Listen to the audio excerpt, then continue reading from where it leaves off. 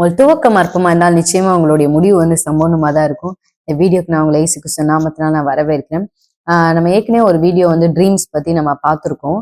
அந்த ட்ரீம் சீரீஸ்ல தான் இது நம்ம ஒரு பார்ட் 2 வீடியோ அப்படின்னு நம்ம சொல்லலாம். நான் அதுல ஏற்கனவே நான் சொல்லியிருந்தேன். இந்த வீடியோல வந்து நம்ம வந்து பேசிக்கா நம்ம பைபிள்ல வந்து ஆண்டவர் யார் யாருக்கு வந்து சொப்பனங்கள் தந்தாரு. ஏன்னா அப்படி சொல்லும் போதுதான் அநேகருக்கு சொப்பனத்துடைய வேல்யூவே புரியும். ஏன்னா இன்னைக்கு அநேகருக்கு வந்து சொப்பனங்கள்லாம் வரும். ஆனா அதை நிறைய பேர் வந்து வேல்யூ பண்ணாம அதை வந்து விட்டுருவாங்க. அதுக்காக அந்த வீடியோ வந்து போட்டது. இப்ப இன்னைக்கு வந்து அந்த சொப்பனத்துக்கான அர்த்தங்களை நம்ம எப்படி கண்டுபிடிக்கிறது, எப்படி ஆண்டவருடைய துணையோட நம்ம எப்படி அர்த்தம் தெரிஞ்சு கொள்றது அப்படிதான் நம்ம பார்க்க போறோம். முதலாவது பார்த்தோம் அப்படின்னா, நம்ம எந்த அளவுக்கு சொப்பனம் நம்ம வாழ்க்கையில சொப்பனம் வர்றது முக்கியமோ, அதுக்கு ஈக்குவல் பார்த்து தான் சொப்பனத்துக்கான அர்த்தம் கண்டுபிடிக்கிறது. ஆண்டவர் வந்து ஒரு சில நேரம் பார்த்தீங்கன்னா, டைரக்டான சொப்பனம் தருவாரு. அதுக்கு நம்ம அர்த்தமே தேட தேவையில்லை. அது வந்து டைரக்டான ட்ரீமா இருக்கும். அது வந்து நம்ம யார்கிட்டயுமே போய் அர்த்தம் கேட்கவே தேவையில்ல. நமக்கு வந்து அது டைரக்டா ஆண்டவர் பேசுவார். ஆனா நிறைய டைம் பார்த்தீங்கன்னா, ஒரு 85% டைம் பார்த்தீங்கன்னா, ஒரு சிம்பாலிக் ட்ரீமா தான் இருக்கும். அதாவது ஆண்டவர் வந்து இன்டைரக்டா நம்மகிட்ட பேசுவார். இப்ப நம்ம ஒரு வசனம் வாசிக்கலாம். ஆதியாகமம் 40ஆம் அதிகாரம் 8ஆம் வசனத்துல இருக்கு. இது எல்லாத்துக்கும் தெரிஞ்ச வசனம் தான். யோசேப்பு வந்து சிறைச்சாலை இருக்கிறப்ப 2 பேத்துக்கு வந்து அந்த சொப்பனத்துக்குரிய அர்த்தத்தை சொல்வார், அந்த கனவுக்குரிய அர்த்தம். அதாவது அவங்க நைட்டு வந்து 2 பேருக்குமே சொப்பனம் வரும். ஆனா 2 பேருக்குமே மீனிங்கே தெரியாது, அர்த்தம் தெரியாது. அப்பதான் யோசேப்பு சொல்லுவாரு, அதற்கு அவர்கள் சொப்பனம் கண்டோம். 7ஆம் வசனத்துல பாத்தீங்கன்னா கடைசியா இருக்கும், உங்கள் முகங்கள் இன்று துக்கமா இருக்கிறது என்ன என்று கேட்டான். அதற்கு அவர்கள் சொப்பனம் கண்டோம், அதற்கு அர்த்தம் சொல்லுகிறவன் ஒருவனும் இல்லை என்றார்கள். அதற்கு யோசேப்பு, சொப்பனத்துக்கு அர்த்தம் சொல்லுதல் தேவனுக்குரியதல்லவா, அவைகளை என்னிடத்தில் சொல்லுங்கள் என்றான். அப்ப முதல்ல பாத்தீங்கன்னா நமக்கு ஒரு சொப்பனம் வருது, அதுக்கான மீனிங் நமக்கு தெரியல அப்படின்னாலே அப்படியே நம்ம காலையில எந்திக்கும் போதே ஒரு துக்கம் நம்ம மனசுல இருக்கிற மாதிரியே இருக்கும். அந்த டேவே நமக்கு வந்து ஒரு மாதிரி ஒரு ஏதோ ஒரு டிஸ்டர்பன்ஸ் இருக்கிற மாதிரியே நமக்கு வந்து ஃபீல் ஆகும். அப்பதான் யோசேப்பு சொல்றாரு, சொப்பனத்துக்கு அர்த்தம் சொல்லுதல் தேவனுக்குரியது அல்லவா. இப்ப இன்னைக்கு நம்ம நல்லா ஒரு விஷயத்த தெரிஞ்சுக்கணும். என்னதான் இந்த மாதிரி வீடியோ நீங்க பார்த்தாலும் நீங்க வந்து ஆண்டவர்கிட்ட சொல்லணும், ஆண்டவரே சொப்பனத்துக்கு அர்த்தம் சொல்லுதல் உங்களுக்குரியதான். நீங்க வந்து பர்டிகுலரா இந்த வசனத்தை வச்சு ஜெபிக்கணும். சொப்பனத்துக்கு அர்த்தம் சொல்லுதல் தேவனுக்குரியது. அதனால ஒவ்வொரு முறையும் சொப்பனத்துக்கு வந்து நம்ம ஆண்டவர்கிட்ட தான் அர்த்தம் கேட்கணும். இப்ப நம்ம பார்க்கலாம். பொதுவா அர்த்தங்கள் வந்து நான் ஏற்கனவே சொன்னேன், டைரக்டான மீனிங்கா இருக்கும். ஒரு சில நேரம் நம்ம வந்து பிப்ளிக்கல் மீனிங் நம்ம வந்து தெரிஞ்சு வச்சிருக்கணும். நான் அந்த வீடியோல நம்ம மேக்சிமம் கவர் பண்ணிட்டோம். ஒரு சில இதை தவிர நம்ம நிறைய கவர் பண்ணிட்டோம் அந்த வீடியோல. தானியேலுடைய சொப்பனங்கள் அந்த மாதிரி அது ராஜ்யத்துக்குரிய சொப்பனங்களா இருக்கும். அந்த மாதிரி ஒரு சிலது தவிர இது எல்லாமே நிறைய கவர் பண்ணோம். அதுல நம்மளுடைய எமோஷன்ஸ் வச்சும் ஆவியானவர் வந்து நிறைய நேரம் பேசுவார். அந்த சொப்பனத்துக்கு அர்த்தம் சொல்லும் போது எமோஷன்ஸ் வழியாவும் ஆவியானவர் வந்து நிறைய நேரம் பேசுவார். இப்ப இன்னைக்கு நம்ம பார்க்கலாம். முக்கியமா நம்ம ஒரு 10 விதமான சொப்பனங்களுக்கு வந்து நம்ம இன்னைக்கு வந்து அர்த்தத்தை நம்ம பார்க்க போறோம். எல்லாமே வசனத்தோடையும் நீங்க கம்பேர் பண்ணி பார்த்துக்கலாம். இந்த 10 விதமான ட்ரீம்ஸை எப்படி சொல்லணும்னா ஆக்ஷன் ட்ரீம்ஸ்ன்னு சொல்லலாம். அதாவது நம்ம தினசரி நம்ம பண்ற ஆக்ஷன் இருக்கு பாத்தீங்களா, செயல்கள். இந்த செயல்கள் மாதிரியே நமக்கு வந்து கனவுல வரும். இப்படி நம்ம கேட்டகரைஸ் பண்ணிட்டோம்னு வைங்களேன், இதை வந்து படித்து நம்ம தெரிஞ்சு கொள்றது ரொம்ப ஈஸியா இருக்கும். ஏன்னா இது ட்ரீம் இன்டர்பிரிட்டேஷன் பத்தி நம்ம பேசணும்னா அப்படியே பேசிக்கிட்டே இருக்கலாம். அனிமல்ஸ் வருது, பேர்ட்ஸ் வருது, நிறைய வருது. நம்ம ட்ரீம்ஸ்ல வந்து நமக்கு நிறைய வரும். அப்ப இந்த மாதிரி கேட்டகரைஸ் பண்ணி பிரிச்சுட்டோம்னு வைங்களேன், உங்களுக்கு வந்து ஒரு அண்டர்ஸ்டாண்ட் பண்றதுக்கு ஈஸியா இருக்கும். முதல்ல பாத்தீங்க அப்படின்னா விழுகிற மாதிரி ட்ரீம்ஸ் வர்றது. இப்போ ஒரு உயரத்துல இருந்து விழுகிற மாதிரி, இல்ல படியில இருந்து விழுகிற மாதிரி, இல்லைன்னா படியில இருந்து கீழே இறங்குற மாதிரி, மேல இருந்த படியில இருந்து கீழே இறங்குற மாதிரி. இந்த மாதிரி வந்துச்சுன்னு வைங்களேன், ஒரு உயர்ந்த பொசிஷன்ல இருந்து நம்ம கீழே வரப்போறதான் இதாகுது. அதாவது ப்ரமோஷனுக்கு ஆப்போசிட்டா உள்ள ஒரு சினாரியோ தான். நம்ம உயர்வை நோக்கி தான் நம்ம எல்லாருமே ஓடிட்டு இருக்கோம். ஆனா அந்த உயர்வு வராதபடிக்கு நம்ம வாழ்க்கையில ஏதோ ஒரு தடை வருது, இல்லைன்னா அதுக்காக நம்ம ஜெபிக்கணும்ன்றதான் ஆண்டவர் சொல்றாரு. இப்ப ஏசாயா 14 நீங்க வந்து பாத்தீங்கன்னா தெரியும், 11 to 15 இருக்கு. அதிகாலையின் மகனாகிய விடிவெளியே நீ வானத்திலிருந்து விழுந்தாயேன்னு இருக்கு. இந்த வசனங்கள் ஆக்சுவலி லூசிபர் பத்தி சொன்ன ஒரு வசனம். ஆனா அந்த விழுகையை பத்தின ஒரு வசனம்ன்றதுனால நான் இன்னைக்கு சொல்றேன். அதுக்கடுத்து நீங்க மத்தேயு 11:23 நீங்க எடுத்துக்கிட்டீங்கன்னா தெரியும், வான பரியந்தம் உயர்த்தப்பட்ட கப்பர்நகுமே நீ பாதாள பரியந்தம் தாழ்த்தப்படுவாய் அப்படின்னு இருக்கும். அதாவது நம்மளுடைய வாழ்க்கை வந்து ஒரு தாழ்வான ஒரு சூழ்நிலை இருக்கு, இல்ல உயரத்துல இருந்த, அதாவது தாழ்வான சூழ்நிலைன்னா ஆரம்பத்துல இருந்தே அவங்க தாழ்ந்த நிலைமையில இல்ல, ஒரு உயரத்துல இருந்தவங்க இன்னைக்கு இப்ப விழுந்துட்டாங்க அப்படின்றத குறிக்கிறது தான் இந்த ட்ரீம். அப்ப நம்ம இதை வந்து கடிஞ்சு கொண்டு ஜெபிக்கணும். ஆண்டவருடைய வார்த்தை சொல்லுது, கர்த்தர் உன்னை வாளாக்காமல் தலையாக்குவார், நீ கீழாகாமல் மேலாவாய். என்ன ட்ரீம்ஸ் வருதோ அந்த ட்ரீம்ஸுக்கு அப்படியே நமக்கு வாக்குத்தத்தம் எப்படி இருக்கோ அதை நம்ம வச்சு ஜெபிக்கும் போதுதான் நமக்கு அந்த சூழ்நிலை சரியாகும். இன்னும் நிறைய அனுபவம் வாய்ந்த ஊழியர்கள்லாம் என்ன சொல்றாங்க அப்படின்னா, ஒரு ட்ரீம் நமக்கு நெகட்டிவா வருது, அது நமக்கு பார்க்கவே தெரிஞ்சிருச்சு, அப்பவே தூக்கத்திலே தெரிஞ்சிருச்சு, ஒரு மாதிரி நமக்கு வருது அப்படின்னா, அந்த அந்த ஸ்பிரிச்சுவல் வேர்ல்டு, அந்த ஆவிக்குரிய உலகத்துல அந்த ட்ரீமுடைய அந்த போர்ட்டல் 1 மணி நேரம் அப்படியே ஓப்பன்ல தான் இருக்குமா. அப்ப அந்த ஒரு நெகட்டிவா வருது அப்படின்னா நம்ம அப்பவே எந்திரிச்சு அதை கேன்சல் பண்ணி நம்ம ஜெபிக்கணும். இது என் வாழ்க்கையில நிச்சயமா நிறைவேறாது, இந்த சத்துருடைய தாக்குதல் என் வாழ்க்கையில வராது, இயேசுவின் நாமத்தினால நான் நிராகரிக்கிறேன் அப்படின்னு சொல்லும் போது நம்ம அந்த இதுல இருந்து நம்ம விடுதலை ஆகலாம் அப்படின்னு நிறைய பேர் அனுபவம் வாய்ந்தவங்க சொல்றாங்க. நானுமே அதை நான் பண்ணி பார்த்திருக்கேன், அது என்னுடைய வாழ்க்கையிலயுமே வந்திருக்கு. அடுத்து நம்ம ஃபர்ஸ்ட் பார்த்தோம் விழுகையின் ட்ரீம்ஸ் பத்தி பார்த்தோம். ரெண்டாவது பாத்தீங்கன்னா பறக்கிற மாதிரி இல்லைன்னா படிகள்ல ஏறுற மாதிரி.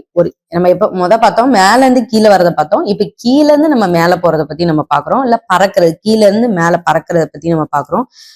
நமக்கு வசனம் இருக்கு, கழுகளை போல கர்த்தர் காத்திக்கிறவர் கழுகளை போல செட்டைகளை அடித்து எழும்புவார்கள் அப்படின்னு சொல்லி இருக்கு. ஸோ அது பறக்கிறது, கீழே இருந்து மேல போறது, ஒரு கீழ்படியில இருந்து மேல ஏறது, இது எல்லாமே நம்மளுடைய ஆண்டு நமக்கு தரப்போற ஒரு உயர்வு, ப்ரமோஷன், இனி வருங்கால வரப்போற ஆசீர்வாதங்களை காமிக்குது. அதுக்கடுத்து பாத்தீங்கன்னா ஓடுறதை பத்தி, இது 3வது ஒரு ட்ரீம்.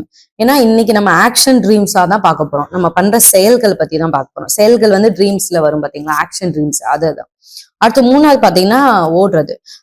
ஓடுறது 2 காரணத்துக்காக ஓடுவாங்க. ஒரு சில பேர் அந்த பந்தயத்துக்கு ஓடுற மாதிரி, ஒரு ரேஸ்ல ஓடுற மாதிரி ஓடுவாங்க. அது ஒரு நல்ல ஒரு பாசிட்டிவான நம்ம ட்ரீம்னு சொல்லலாம். ஒரு ஆண்டை நமக்கு தர ஒரு ஸ்பீடுன்னு கூட சொல்லலாம். 1 ராஜாக்கள் 18:46 பாத்தீங்கன்னா ஆண்டருடைய கரம் எலியா மேல வரும்போது கடைசி வசனம் இருக்கும். 1 ராஜாக்கள் 18:45-46 பாத்தீங்கன்னா, ஆகாப் ரதத்தில் ஏறி இஸ்ரேலுக்கு போனான், கர்த்தருடைய கை எலியாவின் மேல் இருந்ததனால் அவன் தன் அறையை கட்டி கொண்டு இஸ்ரேலுக்கு வருமட்டாக ஆகாப்புக்கு முன் ஓடினான்.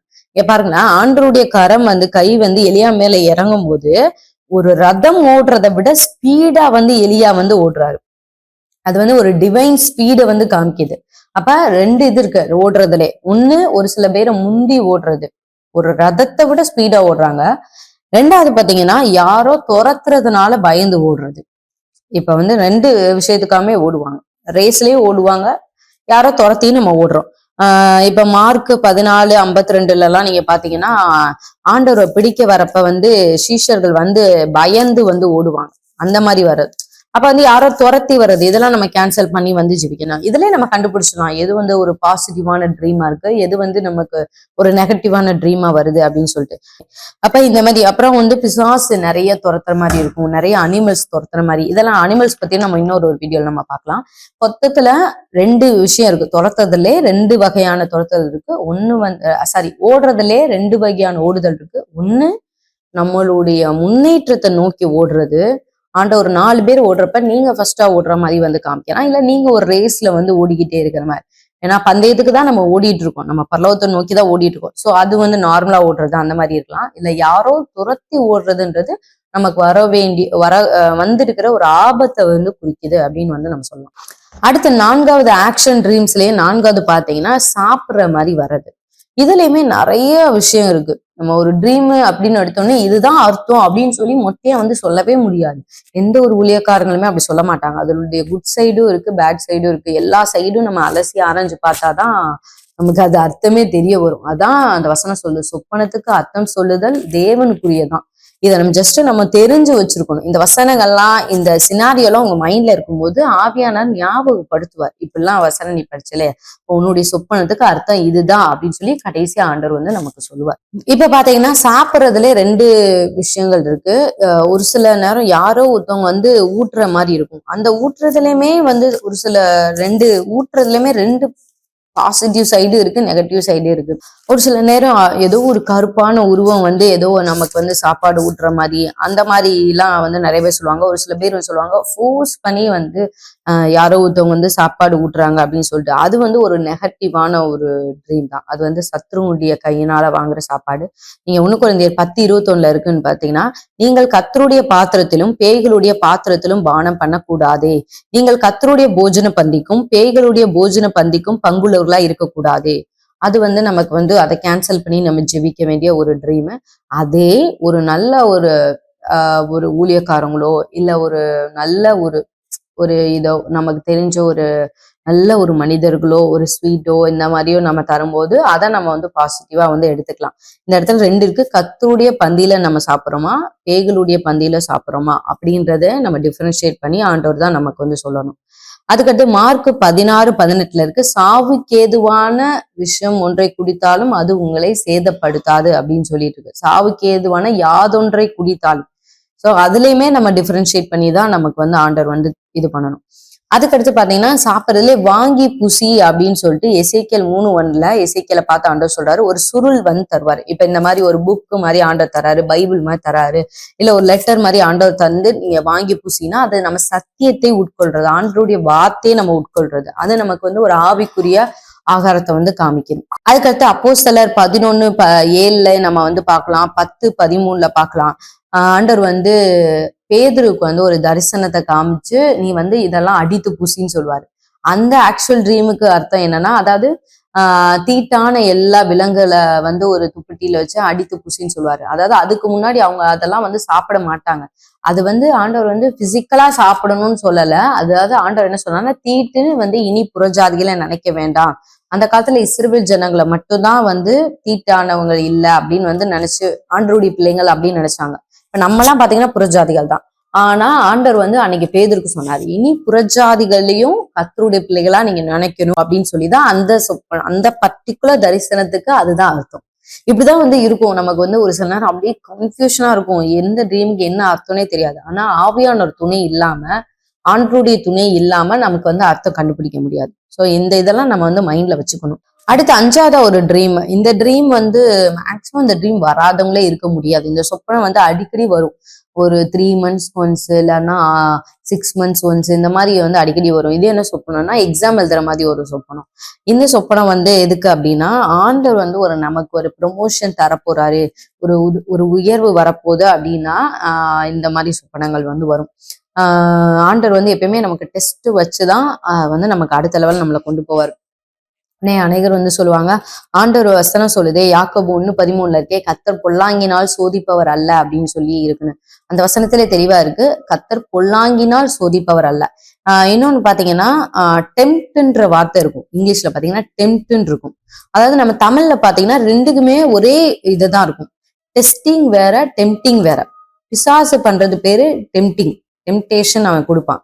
அதாவது அதுக்கு நம்ம தமிழ்ல எப்படி சொல்லலாம் அப்படின்னா, மயக்கிறது, ஒரு தவறான விஷயத்த செய்யும்படியா நம்மளை மயக்கிறது, தூண்டுறது, அந்த மாதிரி பண்றது பிசாசுடைய இது. பொல்லாங்கினால் சோதிப்பது பிசாசுடைய வேலை. ஆனா நம்ம இருதயத்துல உபாமம் 8:2 இருக்கு, நம்ம இருதயத்துல எப்படி இருக்கு, நம்ம நினைவுகள்லாம் எப்படி இருக்கு, சிந்தனை செயல்கள்லாம் எப்படி இருக்குன்னு கர்த்தர் நம்மளை சோதிப்பாரு அப்படின்னு சொல்லி இருக்கு. ஆண்டவரே சொல்றாரு, நான் இருதயத்துல இருந்து நான் சோதிப்பேன்னு. அதே மாதிரி மத்தேயு 4:3 இருக்கு, பிசாஸ் கையில சோதிக்கும்படியாகவும் ஆண்டவர் வந்து அனுமதிப்பார் நம்மள. சோ 2 வகையான நம்ம பைபிள தமிழ்ல வந்து 2 சோதனை அப்படின்னே இருக்கு. அதனால நம்ம குழம்பிக்க கூடாது. ஆண்டவர் தரது டெஸ்டிங், இருதயத்துல உள்ள சோதிக்கிறது. ஆனா பிசாஸ் வந்து வேணும்னே நம்ம அந்த பாவத்துல விழும்படியாவே பண்ணுவோம். அதான் வந்து டெம்ப்ட் பண்றது.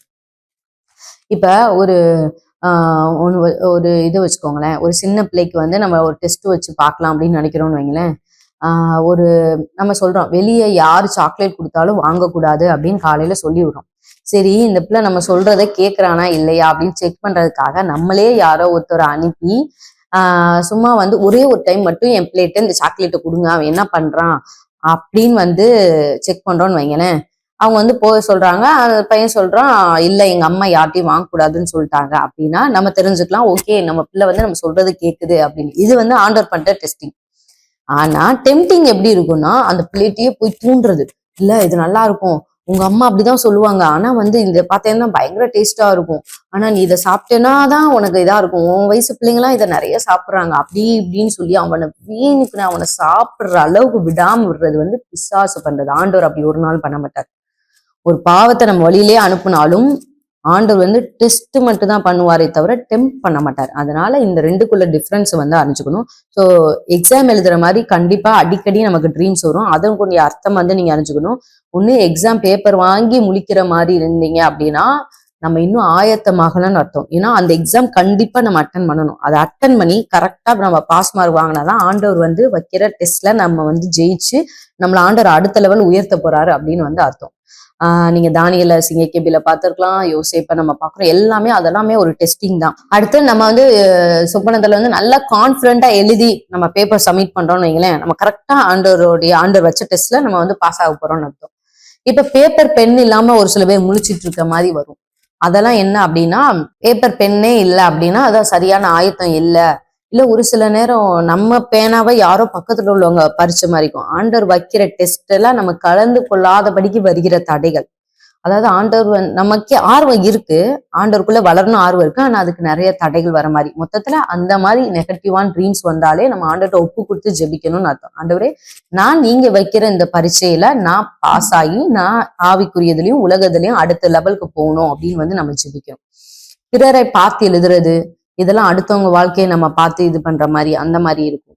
ஆண்டவர் வந்து நமக்கு வைக்கிற டெஸ்டிங் வேற மாதிரி இருக்கும், அடுத்தவங்களுக்கு வைக்கிற டெஸ்டிங் வேற மாதிரி இருக்கும். அதனால அடுத்தவங்களை வந்து நம்ம எப்பயும் பார்க்க கூடாது. அந்த ட்ரீம்லயே நான் சொல்றேன். அப்புறம் வந்து ஆன்சர் சீட்டை நம்ம கையில வந்து கிடைக்கிற மாதிரி இருந்துச்சுன்னா ஆண்டவர் வந்து எப்படி சொல்றது, ஒரு ஆவியானவர் வந்து நம்ம ஹெல்ப் பண்ற மாதிரி, நமக்கு வந்து ஆண்டவர் வைக்கிற சோதனையில ஆவியானரே நமக்கு ஹெல்ப் பண்ற மாதிரி அந்த மாதிரி இது. இதுக்கு நம்ம வந்து ஆயத்தம் இல்லாத கன்னிகைகள் பத்தி மத்தேயு 25 நீங்க வாசி பாத்தீங்கன்னா தெரியும்.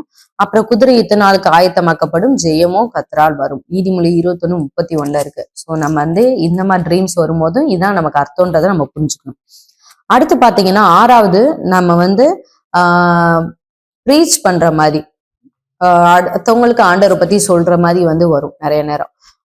அந்த நேரத்துல ஆண்டவர் உங்களுக்கு யாரை வச்சு ஒரு அழைப்பு இருக்குன்றத ஆண்டவர் ஈஸியா காமிச்சிருவார். ஒரு சிலருக்கு சிறு பிள்ளைகள் மத்தியிலேயே அவங்க பேசுற மாதிரி இருக்கும், ஒரு சில பேருக்கு வாலிபர்கள் மத்தியில பேசுற மாதிரி இருக்கும், ஒரு சில பேர் பெண்கள் மத்தியில பேசுற மாதிரி இருக்கும், ஒரு சில பேருக்கு ஸ்டேஜ்ல பேசுற மாதிரி இருக்கும், ஒரு சில பேருக்கு பிசாசை தோத்துற மாதிரி இருக்கும், ஒரு சில பேர் வியாதியஸ்தர் குணமாக்குற மாதிரி இருக்கும். இதுல நம்ம ஆண்டவர் நமக்கு தந்த ஒரு கிஃப்டிங் பத்தி நம்ம வந்து அறிஞ்சுக்கலாம். ஆனா உடனே என்ன இன்னைக்கு எனக்கு சொப்பனம் தராருன்னா அது இன்னைக்கே நடக்கும் நம்ம வந்து நினைக்கவே முடியாது. நீங்க பாத்தீங்கன்னா யோசேப்புக்கு வந்து 17 வயசுல ஆண்டவர் வந்து சொப்பனம் தந்தாரு. யோசேப்பு அதிபதி ஆனது 30 வயசு. அதுக்கப்புறம் 7 வருஷம் நல்ல காலம் தான் இருந்துச்சு. ஸோ 37 வயசு வரைக்கும் அவங்க சகோதரர்கள் யாரையும் அவர் பார்க்கல. கிட்டத்தட்ட பஞ்சம் ஸ்டார்ட் ஆகி 1 வருஷம் கழிச்சுதான் யோசேப்புடைய சகோதரர் வருவாங்க. ஸோ 38 வயசுலதான் யோசேப்புடைய அந்த கனவை வந்து நிறைவேற மாதிரி இருக்கும். அப்பதான் வந்து தாளை வந்து பணிவாங்க, அந்த மாதிரி வந்து இருக்கும். அப்ப பாத்துக்கோங்க, கிட்டத்தட்ட 20 வருஷம் 21 வருஷம் கழிச்சுதான் அவருடைய அந்த ட்ரீமே வந்து நிறைவேறுது. ஆமா, இத்தனைக்கு செகண்ட் டைம் வந்ததுக்கு அப்புறம் தான் தகப்பன் தாயெல்லாம் வருவாங்க. ஸோ இன்னொரு ட்ரீம் நிறைவேறதுக்கு 23 வருஷம் கூட ஆயிடுச்சு. ஸோ இன்னைக்கு எனக்கு ஒரு ட்ரீம் வருதுன்றதுக்காக இன்னைக்கு நான் ஒரு பெரிய ஸ்டேஜ் நான் முன்னாடி நின்று நான் பிரசங்கம் பேசுறேன், பாட்டு பாடுறேன், நான் பெரிய பயங்கரமா நான் ஊழியம் பண்றேன் அப்படின்றக்காக நாளைக்கே என் ட்ரீம் நிறைவேறும் அப்படின்னு மட்டும் நினைச்சிடக்கூடாது. 1 வருஷம் 2 வருஷம் வெயிட் பண்ணிட்டு நம்ம சோர்ந்து போயிடவும் கூடாது. இதெல்லாம் நம்ம மனசுல வச்சு நம்ம வந்து ஜெபிச்சுட்டே இருக்கணும். நிச்சயமா ஆண்டவர் வந்து நிறைவேற்றுவார் அப்படின்னு சொல்லி நம்ம ஜெபிச்சுட்டே இருக்கணும். அடுத்து 7வது பாத்தீங்கன்னா இது ஒரு நல்ல ஒரு ட்ரீம் தான். இது அடிக்கடி நிறைய பேருக்கு வரும். கிளீனிங் ட்ரீமா இருக்கும். அதாவது அது என்ன, வீடு கழுவுறதா இருக்கலாம், ஃபேஸ் வாஷ் பண்ற மாதிரி இருக்கலாம், பாத்திரம் கழுவுறதா இருக்கலாம், இந்த மாதிரி எந்த வகையான கிளீனிங்கா இருந்தாலும் ஒரு சுத்தப்படுத்துறது, ஆண்டவர் நம்ம சுத்திகரிக்கிறத வந்து காமிக்கிறான்னு அர்த்தம்.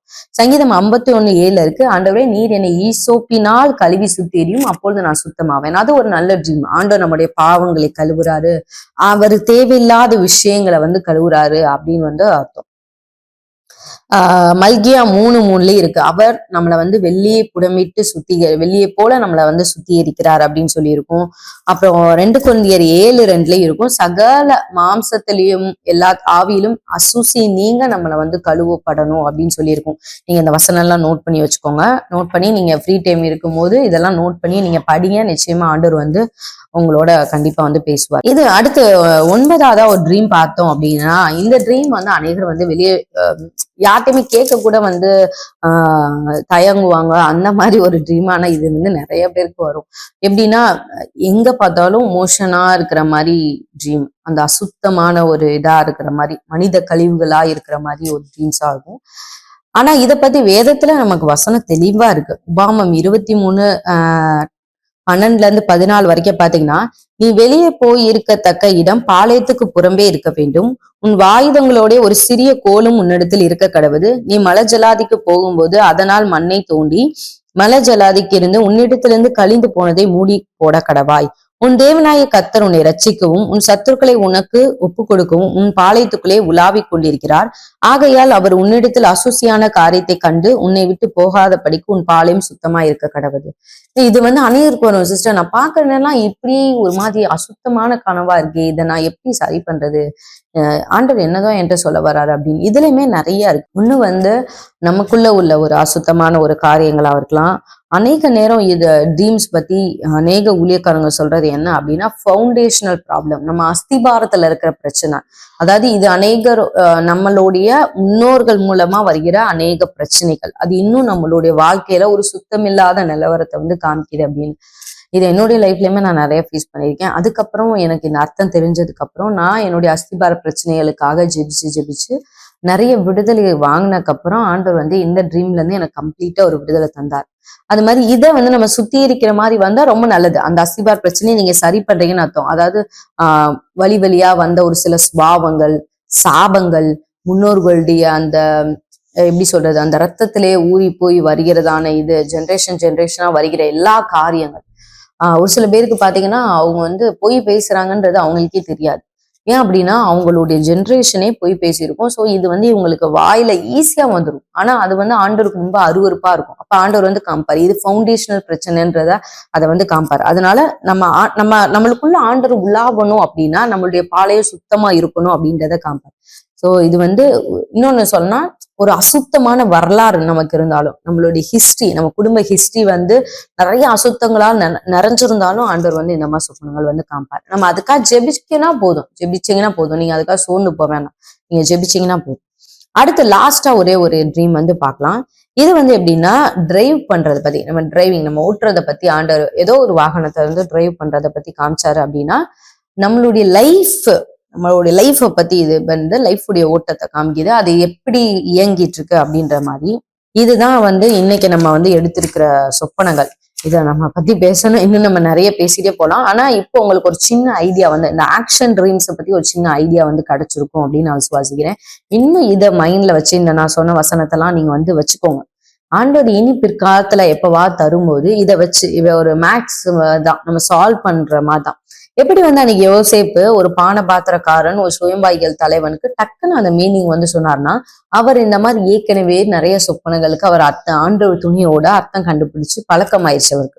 ஏற்கனவே அவங்க வீட்டுல இருக்கும் போதே அவருடைய பர்சனல் லைஃபுக்கு கண்டுபிடிச்சு பழக்கமாயிடுச்சு. ஸோ அவர் வந்து அந்த எக்ஸ்பீரியன்ஸ் அவர் கெயின் பண்ண அவருக்கு வந்து ஈஸியா அமைஞ்சிருச்சு. அதனாலதான் பிற்காலத்துல ஒரு பார்வோனுடைய சொப்பனத்துக்கு கூட ஆண்டவர்கிட்ட அர்த்தம் கேட்டு அவர் வந்து சொல்றாரு. இதே மாதிரிதான் இன்னைக்கு நீங்க ஒரு பிகினரா இருந்தீங்கன்னா ஃபர்ஸ்ட் இது டஃப்பா தான் இருக்கும். ஓ, எப்படி இதுக்கெல்லாம் அர்த்தம் கண்டுபிடிக்கிறது அப்படின்னு. ஆனா போக போக போக கர்த்தர் கொஞ்சம் கொஞ்சமா உங்களுக்கு வந்து சொல்லி தருவார். இந்த வீடியோ உங்களுக்கு பிரயோஜனமா இருந்திருக்கும் அப்படின்னு நான் விசுவாசிக்கிறேன். இன்னியும் நம்ம ட்ரீம் பத்தி நம்ம நிறைய பார்ப்போம். அந்த வீடியோலயும் ஆண்டவர் உங்களோட நிச்சயமா இனி வருகிற சந்தேகங்களுக்கும் ஆண்டவர் உங்க சந்தேகத்தை தீர்த்து வைப்பார். இந்த வீடியோ அனைவருக்கு ஷேர் பண்ணுங்க. இன்னொரு வீடியோல உங்களை வந்து சந்திக்கிறேன். கர்த்தர் தாமே உங்களை ஆசீர்வதிப்பாராக.